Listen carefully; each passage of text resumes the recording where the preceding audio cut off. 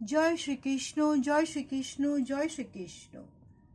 আজ আমি শ্রীমদ্ ভগবদ গীতার বিশ্বরূপ দর্শন যোগ শ্লোক 47 পাঠ করছি।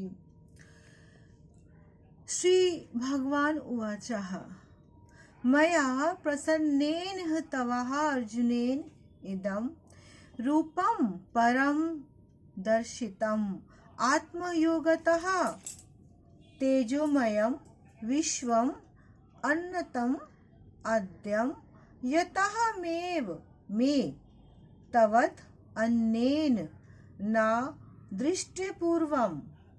অনুবাদ: এখানে ভগবান শ্রীকৃষ্ণ বলছেন, শ্রী ঠাকুর বলছেন, হে অর্জুন, আমি প্রসন্ন হয়ে তোমাকে আমার অন্তরঙ্গ শক্তির দ্বারা জড় জগতের অন্তরঙ্গের এই শ্রেষ্ঠ রূপ দেখালাম।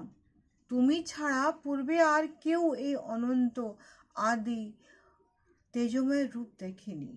তাৎপর্য হচ্ছে এই কি শ্রীকৃষ্ণ, সেই শ্রী ভগবান তার বন্ধু, তার সখা শ্রীকৃষ্ণ অর্জুনকে আজ কুরুক্ষেত্রের সেই মাটিতে দাঁড়িয়ে তার সেই তেজময়ী রূপ দেখাচ্ছেন, যা তার আগে কেউ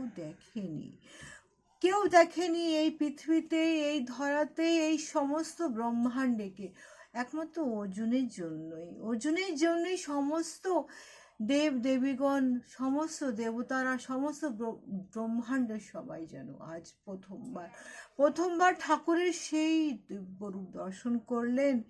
সেই রূপ, যেই রূপ ভয়ঙ্কর, যেই রূপ অতি মধুময়, যেই রূপ তাণ্ডবময়, যে রূপ অতি শান্ত, যেই রূপ অত্যন্ত বিকৃত, যেই রূপ অত্যন্ত সুজিত। জয় শ্রীকৃষ্ণ, জয় শ্রীকৃষ্ণ, জয় শ্রীকৃষ্ণ। শ্লোক 48।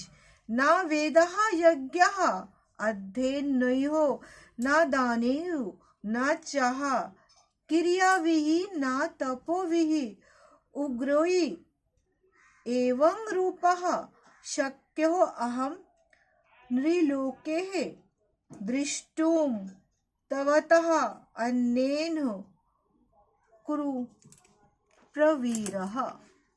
অনুবাদ: এখানে ঠাকুর তার বন্ধুকে আবার বলছে, সে বলছে, হে কুরুশ্রেষ্ঠ, বেদ অধ্যয়ন, যজ্ঞ, দান, পুণ্য কর্ম ও কঠোর তপস্যা দ্বারা এই জড় জগতে তুমি ছাড়া অন্য কেউ আমার এই বিশ্বরূপ দর্শন করতে সামর্থ্য নয়। অর্জুন, তাৎপর্য হচ্ছে এইটাই কি ভগবান যখন যার উপরে তার দয়ার বৃষ্টি করে,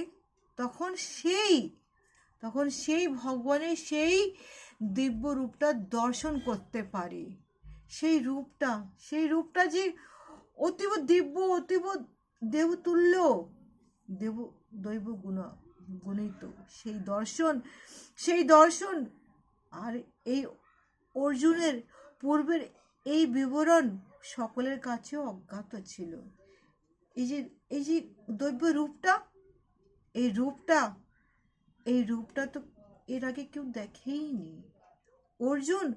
অর্জুনের তিনি যতক্ষণ না তিনি অর্জুনের মতো ভগবত ভক্তি পরিত না হবে, ততক্ষণ পর্যন্ত তার পক্ষে ভগবানের এই বিশ্বরূপ দর্শন করা সম্ভব নয়।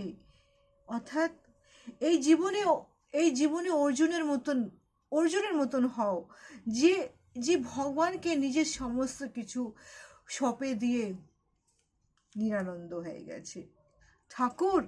ঠাকুর যখন যার প্রতি সদয় হয়, তখন তার সেই দিব্য রূপটা সে দর্শন করতে পারে।